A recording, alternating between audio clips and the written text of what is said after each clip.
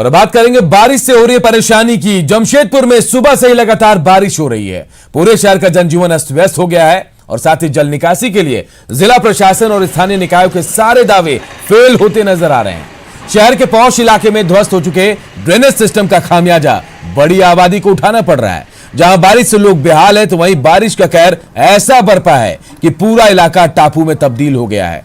लोगों को घरों से निकलना दूभर लग रहा है। सुनारी आदर्श नगर फेज 3 सोसाइटी में एक तल्ला पूरी तरह से डूब गया। पार्किंग में रखी गाड़ियां भी डूब चुकी हैं। लोगों का आरोप है कि पिछले 10 सालों से यही स्थिति बनी रहती है। यहां का ड्रेनेज सिस्टम पूरी तरह फेल हो गया है।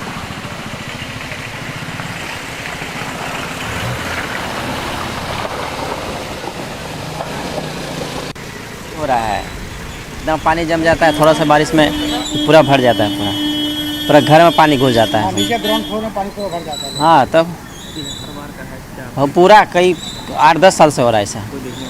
कोई देखने वाला। अभी नाली बनाया सरजू कराए यहाँ पर, तो उसमें भी वो भी फेल कर गया। समस्या क्या, यहाँ बड़ा सा ड्रेन डाउन साइड में बना के उससे पूरा निकलवा दिया जाए, सबसे बढ़िया यही रहेगा ना। तो यहाँ तो थोड़ा पानी होता है और पूरा का पूरा ग्राउंड फ्लोर डूब जाता है। जमशेदपुर में बारिश से स्वर्णरेखा और खरकई नदी उफान पर है।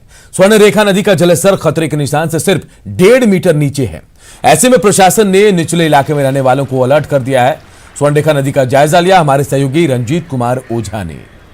लॉ नगरी जमशेदपुर में 24 घंटे से हो रही है लगातार बारिश से आप देख सकते हैं कि स्वर्णरेखा नदी का जल स्तर जो है वह बढ़ गया है और साथ ही लोगों का जो जीवन है वो अस्त व्यस्त कहीं ना कहीं हो गया है। अभी हम स्वर्णरेखा नदी का नज़ारा आपको दिखाएंगे कि आप देख सकते हैं कि किस तरह नदी का जल स्तर जो है वह बढ़ा हुआ है और साथ ही यहाँ के जो निचले इलाके में लोग रह रहे हैं उनको भी जिला प्रशासन की ओर से अलर्ट किया गया है कि वो ऊपरी इलाके में चले आएँ, क्योंकि नदी का जलस्तर जो है वो अपने खतरे के निशान से करीब 1.5 मीटर ही नीचे है, जिसको लेकर जिला प्रशासन ने अलर्ट जारी किया है कि आप जो भी लोग हैं वह सुरक्षित स्थान पर चले जाएं, ताकि उन्हें ये जो बाढ़ की स्थिति बन रही है उससे किसी भी प्रकार की परेशानियों का सामना न करना पड़े।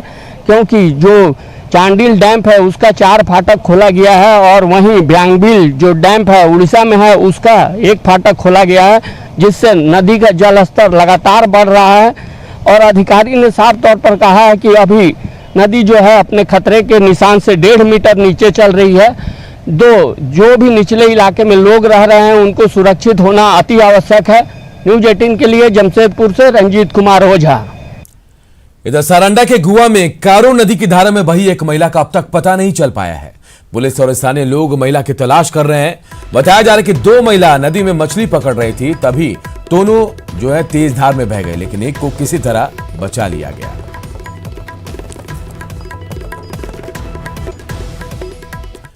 साहिबगंज में गंगा खतरे के निशान से 1 मीटर ऊपर बह रही है। ऐसे में अब बाढ़ का खतरा मंडराने लगा है।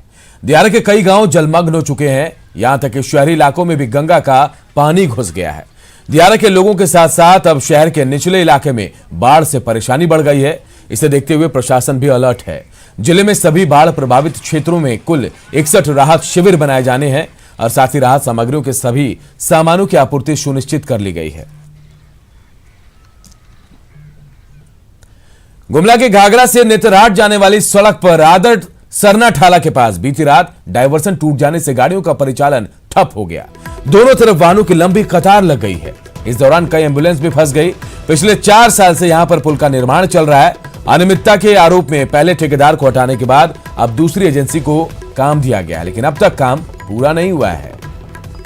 बनबे नहीं करता है, ठेकेदार घर में सुतल रहता है, गाड़ी वाला खाली परेशानी हो रहा है। गाड़ी वाला अपने से उतर के बना रहे हैं और पार कर रहे हैं, जिसमें एम्बुलेंस का एगो फंसा हुआ है और गाड़ी बहुत जाम है और आने जाने का बहुत दिक्कत हो रहा है। यहाँ अधिकारी है ना, ठेकेदार रहता है, पब्लिक को बहुत परेशान हो रहा है। और अब रांची में बारिश से हो रही परेशानी की बात करते हैं। कल रात भर हुई बारिश से सूबे के सबसे बड़े अस्पताल रिम्स में भी मरीजों और उनके परिजनों की भारी फजीहत हुई है।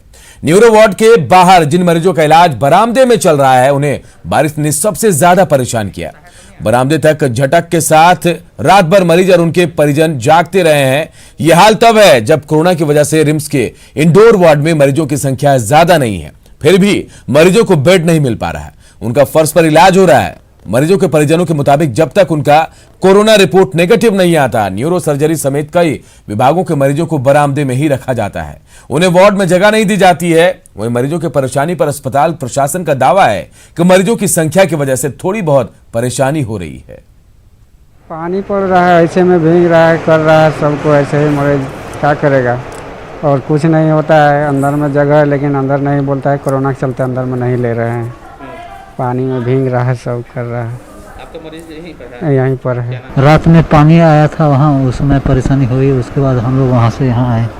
कितने बजे रात की बात?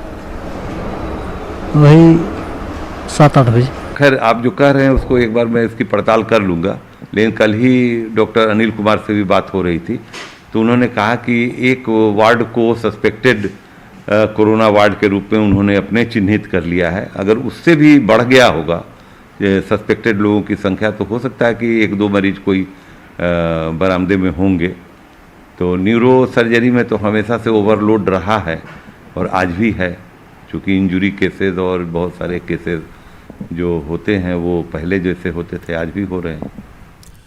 गुमला के ग्रामीण इलाकों में आज भी लोग पुल के अभाव में चचरी पुल के सहारे जिंदगी जी रहे हैं। गागरा प्रखंड के देवकी पंचायत के खपड़ा टोली गांव के लोग आज भी जान जोखिम में डालकर चचरी पुल के सहारे आना जाना करते हैं। किसी भी तरह की इमरजेंसी हो या फिर जरूरी काम, लोगों के पास यही एकमात्र चचरी पुल का सहारा है। लोगों ने कई बार पुल की मांग की, लेकिन हर बार सिर्फ आश्वासन ही मिला। जब परिवार में तबीयत बिगड़ जाती है तो हॉस्पिटल तक पहुंचाने के लिए में काफी हम लोग को कठिनाई का महसूस करना पड़ रहा है। खूंटी में विवादित पत्थलगड़ी आंदोलन से जुड़े लोग एक बार फिर सरकार और प्रशासन के साथ खड़े होते दिख रहे हैं। जिन लोगों ने पत्थलगड़ी पर पूर्व की सरकार के साथ स्टैंड के, उनके विरोध में आधार कार्ड, राशन कार्ड और वोटर आईडी पोस्ट वर्क के जरिए राज्यपाल को लौटा दिया था। अब ये लोग हेमंत सरकार में सारे दस्तावेज वापस ले रहे हैं और समाज के विकास में सरकार और प्रशासन के साथ खड़े होते दिख रहे हैं। ग्रामीण सरकारी दफ्तर में आवेदन देकर अपने कागज वापस ले रहे हैं। पत्थलगड़ी का केंद्र रहे कोचांग के करीब 90% लोगों ने अड़की प्रखंड से अपना पेपर वापस ले लिया है, जिसका प्रशासनिक अधिकारी भी स्वागत कर रहे हैं।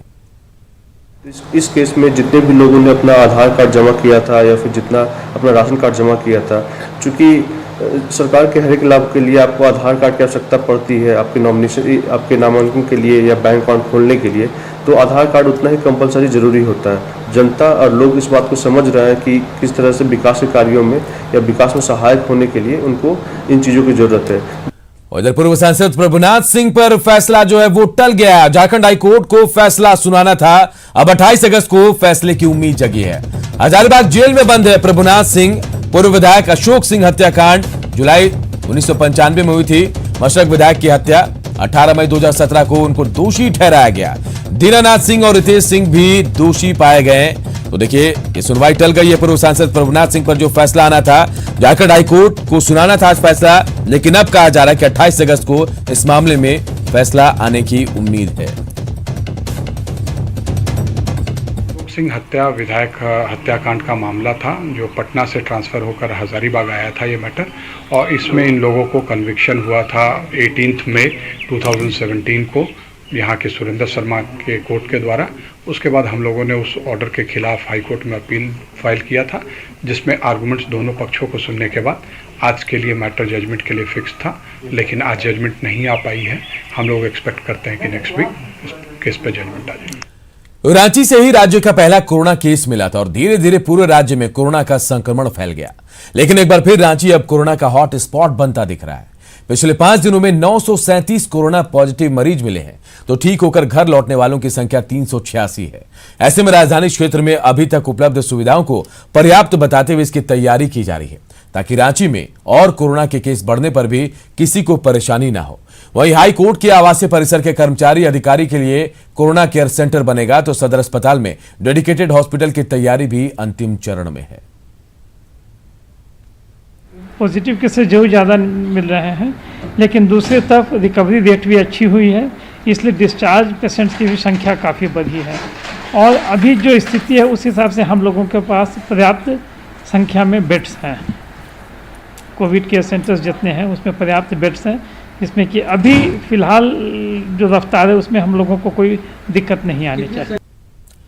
इधर कोरोना ने विकास की रफ्तार को भी प्रभावित किया है। हालत यह है कि स्वास्थ्य मंत्री बन्ना गुप्ता के कोरोना पॉजिटिव पाए जाने के बाद कैबिनेट की बैठक में शामिल मुख्यमंत्री समेत तमाम मंत्री अधिकारी होम क्वारंटीन हैं।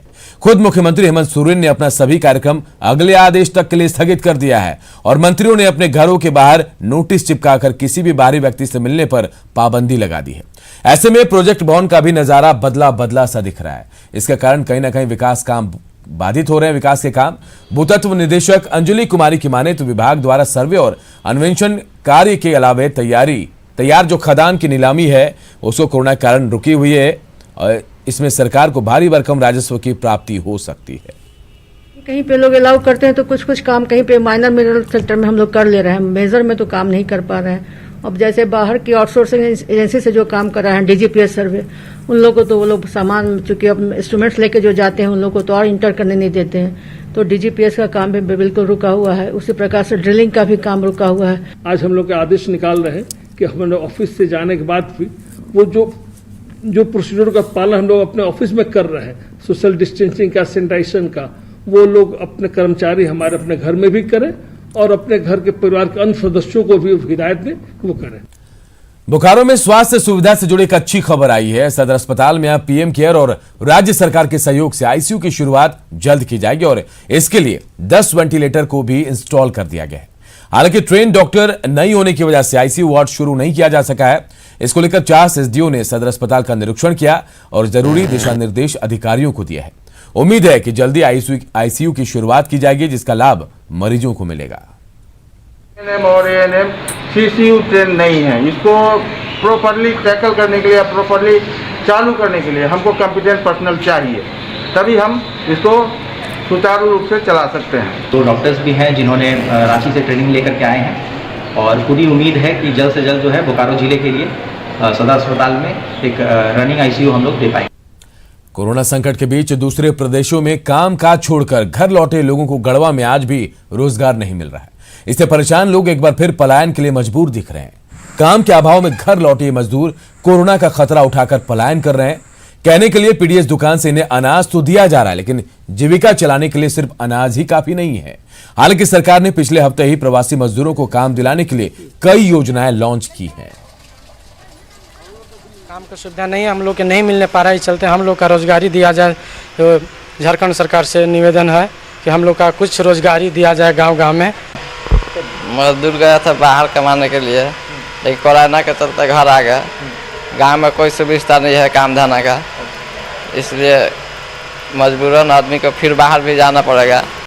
इधर चतरा में पुलिस ने नशे के सौदागरों पर शिकंजा कसा है। लावालौंग के लमटा जंगल से 9 क्विंटल डोडा बरामद किया गया है। पुलिस ने इस दौरान 5 तस्करों को गिरफ्तार भी किया है और इन आरोपियों में देखिए पूर्व नगर परिषद अध्यक्ष जमुना प्रसाद भी शामिल हैं। तो देखिए चतरा में बड़ी कार्रवाई की है पुलिस ने, नशे के सौदागरों पर शिकंजा कसा है। लावालौंग के लमटा जंगल से 9 क्विंटल डोडा बरामद किया गया है। पुलिस ने 5 तस्करों को भी गिरफ्तार किया है और गिरफ्तार जो आरोपी हैं उनमें से एक पूर्व नगर परिषद अध्यक्ष जमुना प्रसाद भी शामिल हैं।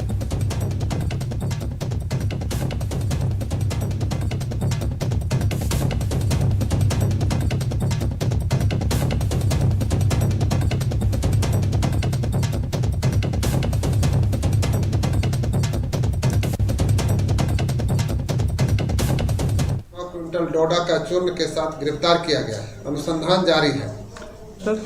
2 पिकअप वाहन है, 1 अल्टो गाड़ी है और 1 मोटरसाइकिल है। सुहागिनों के पर्व तीज को लेकर राजधानी रांची में महिलाओं में खासा उत्साह दिख रहा है। तीज की पूजा विशेषकर महिला समूह में करती हैं। आज के दिन विशेष तौर पर पति की लंबी आयु और परिवार की समृद्धि की कामना की जाती है।